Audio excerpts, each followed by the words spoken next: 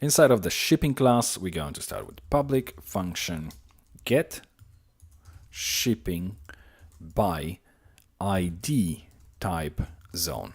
And we pass in 3 parameters, ID by default null, then we have type ID by default null, and then we have zone ID by default null.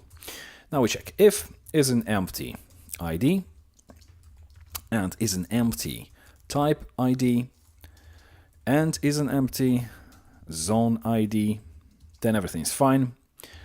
And what we do is go for the SQL statement, select all from this underscore table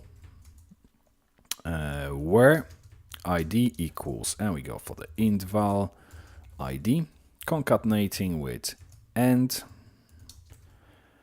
type equals, again, int val type ID, concatenating with and zone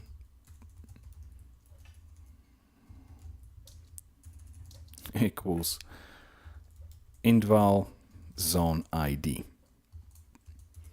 Then return this db fetch 1 and our SQL statement.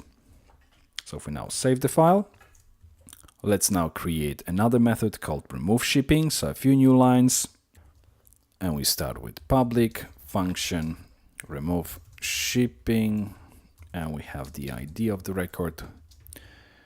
Then we go for if is an empty ID, otherwise return false. SQL equals delete from this underscore table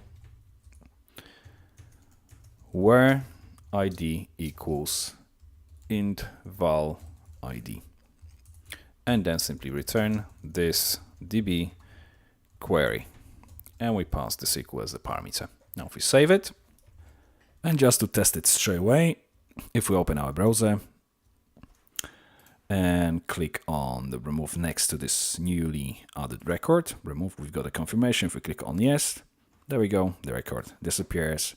If we refresh the page, we know now that obviously record has been removed for sure. So that's our local raids completed. Now we obviously need to do the same for the international section.